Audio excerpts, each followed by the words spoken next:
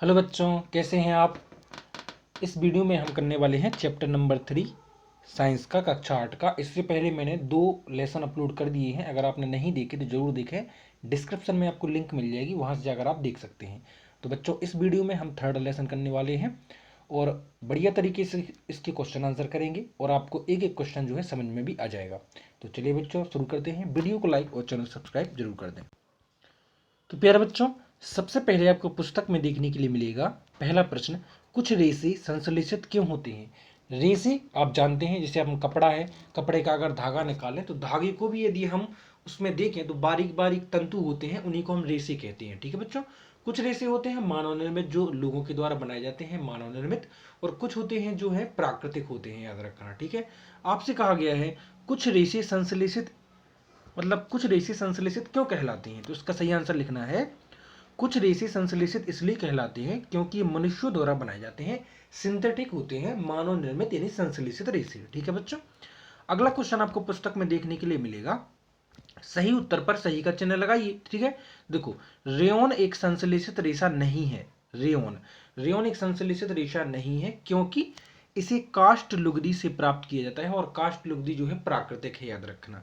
तो option number इसका सही हो जाएगा, ऑप्शन नंबर खा। ठीक है, अगला क्वेश्चन है, उचित शब्दों द्वारा रिक्त स्थानों की पूर्ति कीजिए। अब आपको उचित शब्दों से रिक्त स्थानों की पूर्ति करना है। तो देखो बच्चों, फर्स्ट क्वेश्चन है, संश्लेषित रेशे डैश अथवा डैश रेशे भी कहलाते हैं। तो कृत्रिम या मानव निर्मित, मैंने पहले ही बोला था आपसे, मानव के द्वारा बनाए जाते हैं। तो संश्लेषित जो सिंथेटिक रेशे हैं, ठीक है, सिंथेटिक फाइबर, उनको कृत्रिम या मानव निर्मित रेशा भी कहा जाता है। यहां भर देंगे कृत्रिम, यहां भर देंगे मानव निर्मित। दूसरा है, संश्लेषित रेशे कच्चे माल से संश्लेषित किए जाते हैं, जो क्या कहलाते हैं, संश्लेषण। क्या कहलाते हैं, संश्लेषण। अगला है, संश्लेषित रेशे भी की भांति प्लास्टिक भी एक क्या है, बहुलक है, याद रखना। ठीक है, क्या है, बहुलक। तो आप इसमें बहुलक भी भर सकते हैं। अगला है, नायलॉन रेशों से निर्मित 2 वस्तुओं का नाम बताइए जो उनकी प्रबलता भी दर्शाती है, मजबूती। तो नायलॉन जो रेशा होता है बहुत मजबूत होता है, ये भी सिंथेटिक रेशा है, मानव द्वारा बनाया गया। तो पैरासूट मानव जो नायलॉन से बनता है, और चट्टानों पर चढ़ने वाली जो रस्सी होती है वो भी मानव द्वारा बनाई जाती है। ठीक है बच्चों, अगला है, सॉरी, वो भी मानव द्वारा बनाई जाती है, किससे, संश्लेषित रेशे से। ठीक है, नायलॉन से। खाद्य पदार्थों को संचयन करने हेतु हम प्लास्टिक के पात्रों में उपयोग किए गए 3 प्रमुख बताइए। देखो बच्चों, प्लास्टिक पात्रों के उपयोग के प्रमुख लाभ हैं, ये हल्के होते हैं, है ना, कम वजनी होते हैं, प्रबल होते हैं, प्रबल मतलब मजबूत होते हैं, और ये चिरस्थायी होते हैं। चिरस्थायी मतलब लंबे समय तक टिक सकते हैं। ठीक है, इनमें किसी प्रकार की जंग या कि खराब नहीं होती। अगला है क्वेश्चन नंबर 6वां, कि थर्मोप्लास्टिक और थर्मोसेटिंग प्लास्टिक के मध्य अंतर स्पष्ट कीजिए। तो बच्चों, प्लास्टिक होता है 2 प्रकार का, थर्मोप्लास्टिक और थर्मोसेटिंग प्लास्टिक। आपने देखा होगा, एक प्लास्टिक को यदि हम गर्म करते हैं तो पिघल जाता है, मुड़ जाता है।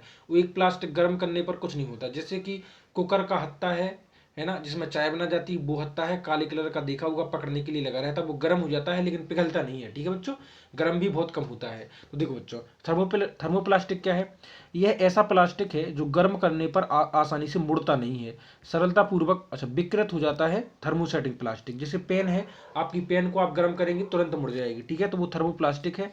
थर्मोसेटिंग प्लास्टिक ऐसे प्लास्टिक जिन्हें एक बार सांचे में ढाल दिया जाता है तो इन्हें गर्म देकर नरम नहीं किया जाता, मुलायम नहीं किया जा सकता। ठीक है, जैसे पॉलीथीन है, पीवीसी, बैकलाइट और मेलामाइन। ठीक है, और देखो अगला क्वेश्चन है, क्वेश्चन नंबर 7वां, समझाइए थर्मोप्लास्टिक से निम्नलिखित क्या क्या बनाए जाते हैं। डेगची के हत्थे क्यों बनाए जाते हैं। थर्मोसेटिंग प्लास्टिक, तो समझो, थर्मोसेटिंग प्लास्टिक ऊष्मा का कुचालक है। ऊष्मा का कुचालक मतलब जो एब्जॉर्ब नहीं करता ऊष्मा को, हीट को। ठीक है बच्चों, इसलिए डेगची के हत्थे थर्मोप्लास्टिक से बनाए जाते हैं। यदि थर्मोप्लास्टिक से बनाए जाए इनको तो ये तो पिघल जाएंगे, है ना, क्योंकि डेगची का हत्था गर्म हो जाएगा तो पिघल सकते हैं, इसलिए इनको थर्मोसेटिंग प्लास्टिक से बनाया जाता है। अगला है विद्युत प्लग और स्विच। आप देखते होंगे बोर्ड में जो थर्मोसेटिंग प्लास्टिक के स्विच लगे रहते हैं, ऐसा क्यों होता है, विद्युत प्लग स्विच, क्योंकि थर्मोसेटिंग प्लास्टिक विद्युत का कुचालक है, इसलिए इसे प्लग स्विच और प्लग बोर्ड में यूज किया जाता है। एक बात याद रखना। ठीक है, अगला है क्वेश्चन नंबर 8वां, निम्नलिखित पदार्थों को पुनः चक्रित किए जा सकते हैं और पुनः चक्रित नहीं किए जा सकते में वर्गीकृत करना है। मतलब इनको आप रीयूज कर सकते हैं या, ठीक है, इनको फिर से बना सकते हैं बिगाड़ के, इस तरह से। जैसे देखो, पहला कहा गया है टेलीफोन यंत्र। तो टेलीफोन जो यंत्र है वो आपको, तो इसका हम आंसर में देख लेते हैं। देखो आंसर में क्या कहा गया है, वो पदार्थ जो पुनः चक्रण किए जा सकते हैं, ठीक है, रिसाइकिल। तो देखो प्लास्टिक के खिलौने को हम रिसाइकिल कर सकते हैं, एक बार उसको क्या कर सकते हैं, जलाकर पिघलाकर दोबारा हम उसका कुछ भी बना सकते हैं, ठीक है। सामग्री लाने वाले थैली यानी जो प्लास्टिक की थैलियाँ होती हैं, बॉल पॉइंट पेंट जो आपके जो पेन होती हैं, कलम, ठीक है, प्लास्टिक के कटोरे, विद्युत तारों की प्लास्टिक है ना, ऊपर विद्युत जो वायर होता है, डोरी आपकी ऊपर से जो प्लास्टिक चढ़ा रहता है उसको भी हम रीयूज कर सकते हैं, रिसाइकिल कर सकते हैं। प्लास्टिक की कुर्सियाँ, ठीक है। पदार्थ जो पुनः चक्रित नहीं किए जा सकते, कौन कौन से पदार्थ हैं जो पुनः चक्रित नहीं किए जा सकते, तो उनमें है टेलीफोन यंत्र, कुकर के हत्ती और विद्युत स्विच, जो क्या है जल जाएंगी और राख भी बन सकते हैं, ठीक है, तो इनको पिघला नहीं सकते। अगला है, राणा गर्मियों के लिए कमीज खरीदना चाहता है, उसे सूती कमीजें खरीदनी चाहिए या संश्लेषित, मतलब उसको सूती कमीजें खरीदनी चाहिए गर्मियों के लिए, या फिर सिंथेटिक मतलब जो मानव के द्वारा बनाया गया रेशा है, तंतु है, उसकी कमीजें। तो बेसिक है, गर्मियों में सूती कपड़े खरीदने चाहिए क्योंकि ये हीट को कम करते हैं शरीर में, है ना, पसीना सूखते हैं। तो देखो राणा को गर्मियों के लिए सूती कमीजें खरीदनी चाहिए क्योंकि संश्लेषित कमीजें जल्दी गर्म हो जाती हैं और शरीर से चिपकने लगती हैं। इनके पहनने से पसीना भी अधिक आता है, ये हवा को अंदर बाहर नहीं जाने देती। इससे विपरीत सूती की कमीजें हवा के अंदर बाहर आने जाने देती हैं, इससे उस पसीने को सुखा देती हैं, ठीक है। अगला क्वेश्चन है क्वेश्चन नंबर 10वां, उदाहरण देकर प्रदर्शित कीजिए कि प्लास्टिक की प्रकृति असंक्षारक होती है। देखो बच्चों सही आंसर है, प्लास्टिक जल और वायु से अभिक्रिया नहीं करती। आप पानी में डाल देंगे प्लास्टिक को तो डला रहेगा, वो किसी भी तरह से गलेगा या मिटेगा नहीं, ठीक है। अतः इनका संक्षारण आसानी से नहीं होता, अतः इनकी प्रकृति असंक्षारण होती है। घर में उपयोग आने वाले प्लास्टिक के डिब्बे, बाल्टियां आदि कई महीनों तक पानी में कई महीनों तक उपयोग में लाई जा सकती हैं। उनमें ना तो जंग लगती है और ना ही उनको सामान्य रूप उनका बदलता है, ठीक है। अगला है, क्या दांत साफ करने वाले ब्रश हैंडल, ठीक है, सूख ब्रिस्टल एक ही पदार्थ के बनने चाहिए, अपना उत्तर दें। नहीं, दांत साफ करने वाले ब्रश का हैंडल और जो तंतु होते हैं जो घिसते हैं हम अपने दांतों पर, वो एक ही पदार्थ के नहीं होना चाहिए, क्योंकि दांत साफ करने के लिए नर्म तंतु चाहिए जो नायलॉन के बने होते हैं, याद रखना, जिससे कि दांत साफ करते समय दांत और मसूड़ों को कोई नुकसान नहीं पहुंचता। इसके विपरीत ब्रश का हैंडल जो है सख्त होता है, मजबूत, जिसको पकड़ते हैं हम, ठीक है, पर सख्त प्लास्टिक का होना चाहिए ताकि उसे आसानी से सही ढंग से पकड़ा जा सके। क्वेश्चन नंबर 12 है, यहाँ तक संभव हो जहाँ तक भी प्लास्टिक के उपयोग से बचिए, इस कथन पर सलाह दीजिए। तो देखो बच्चों, प्लास्टिक आपको पता है कि जो है प्लास्टिक जो है खराब नहीं होता, गलता नहीं है, और उसकी प्रकृति ऐसी होती है कि वो कई सालों तक भी रखा रह सकता है, क्योंकि वो प्रकृति में मिलता नहीं है, तो वो इसलिए नुकसानदायक है। आप देखते हैं कि जानवर भी कभी कोई पॉलिथीन वगैरह खा लेता है, उसको नुकसान हो जाता है। प्लास्टिक अनअभिक्रियाशील होता है, जो क्रियाशील नहीं रहता, ठीक है। हल्का, प्रबल और चिरस्थायी होता है, चिरस्थायी मतलब लंबे समय तक टिकने वाला। यह ऊष्मा और विद्युत का कुचालक है, इसलिए यह बहुत उपयोगी। जैसे विद्युत, हम कोई लाइट का काम करते हैं तो चप्पल पहन के ही करते हैं, जिससे कि हमको जो, क्योंकि वो लाइट विद्युत का कुचालक है। परंतु प्लास्टिक जैव अनिम्नीकरणीय है, मतलब प्रकृति में उसका विलीन नहीं होता। आप मिट्टी में दबा देंगे और फिर उसको निकाल देंगे 1-2 साल बाद तो वैसे निकल जाएगा। यह प्राकृतिक प्रक्रियाओं द्वारा सरलता से विघटित नहीं होता है ना, विघटित मतलब किसी भी तरह से वो नष्ट नहीं होता। इसलिए इसका प्रयोग करते समय हमें 4R सिद्धांत का उपयोग ध्यान में रखना चाहिए। अगला क्वेश्चन क्या है दिया गया है बच्चों, कौन से सिद्धांत जो है, देखो, उपयोग कम करिए, पुनः उपयोग करिए, पुनः चक्रित करिए और पुनः प्राप्त करिए, ठीक है बच्चों, अगर हम यूज करते हैं तो।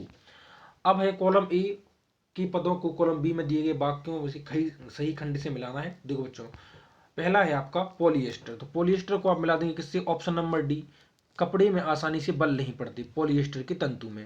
अगला है दूसरा नेफ्लॉन, जो नेफ्लॉन होता है उसका हम मिला देंगे ऑप्शन नंबर सी, ना चिपकने वाले भोजन बनाने के पात्रों के निर्माण में उपयोग में लाया जाता है। रेयन, जो रेयन है आपका, वो आप मिला देंगे ऑप्शन नंबर ए से। ऑप्शन नंबर ए कहाँ है आपका, ऊपर दिया गया है, ठीक है। तो ऑप्शन नंबर ए से आप मिला देंगे रेयन को, कास्ट लुगदी का उपयोग कर किया जाता है, ठीक है। और आपका अब बचा है आपका पॉलिएस्टर, ठीक है। तो चौथे का आप मिला देंगे ऑप्शन नंबर बी से, नायलॉन बचा है, पैरासूट और मोजा बनाने में उपयोग किया जाता है, ठीक है बच्चों।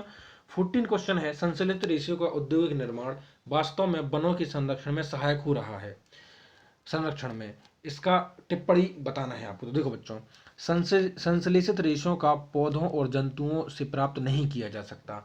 जिस देखो, संश्लेषित रेशे जो होते हैं उनको किसी भी तरह से प्रकृति को नुकसान पहुंचाकर नहीं बनाया जाता। जैसे कि आप कपास है ना, और रेशम कीट हैं, है ना, और जूट पटसन है, इनको प्रकृति से ही प्राप्त किया जाता है, तो किसी ना किसी इनडायरेक्टली वे में प्रकृति को नुकसान ही पहुंचेगा यदि हम उनको प्राप्त करेंगे तो। लेकिन जो संश्लेषित रेशे हैं इनको प्रकृति से प्राप्त नहीं किया जाता, ठीक है। रासायनिक पदार्थों का उपयोग करके बनाया जाता है, ये मानव निर्मित कृत्रिम रेशे हैं, इसलिए इनके निर्माण में पेड़ पौधों को काटने की आवश्यकता नहीं होती, जबकि प्राकृतिक रेशों को प्राप्त करने के लिए पेड़ पौधों को काटने की आवश्यकता होती है। वहीं संश्लेषित रेशों को इनकी आवश्यकता नहीं होती। बस हमको इतना ही लिखना है, यहाँ से लेकर आप इसको यहीं तक लिख देंगे, ठीक है बच्चों। अगला क्वेश्चन क्या है, देखो अगला क्वेश्चन है 15। यह प्रदर्शन करने हेतु एक क्रियाकलाप का वर्णन करिए कि थर्मोप्लास्टिक विद्युत का कुचालक है, ठीक है। देखो बच्चों, थर्मोप्लास्टिक ऐसे प्लास्टिक हैं जो गर्म करने पर आसानी से मुड़ जाते हैं, जैसे पॉलीथिन, पीवीसी। सर्वप्रथम थर्मोप्लास्टिक से बनी वस्तु एक सेल और एक टॉर्च बल्ब लेकर विद्युत परिपथ बनाते हैं। जब हम केवल एक सेल के साथ एक बल्ब और एक थर्मोप्लास्टिक की वस्तु को निम्नानुसार जोड़ते हैं, जैसे आपको चित्र में दिया गया है, ठीक है। इधर कोई सेल है, इधर बल्ब है और इधर कोई प्लास्टिक से बनी कोई वस्तु है, ठीक है। तो हम देखते हैं कि बल्ब नहीं जलता। यदि हम इस परिपथ में प्लास्टिक की वस्तु को हटा देते हैं तो बल्ब जलने लगता है। अतः इससे निष्कर्ष निकलता है कि थर्मोप्लास्टिक विद्युत का कुचालक है, इसमें से होकर लाइट प्रभावित नहीं हो सकती। आई होप कि आपको क्लियर हो चुका होगा। वीडियो को लाइक और चैनल सब्सक्राइब करें। मिलते हैं नेक्स्ट वीडियो में। कमेंट बॉक्स में अपना नाम जरूर लिखें। टेक केयर बच्चों।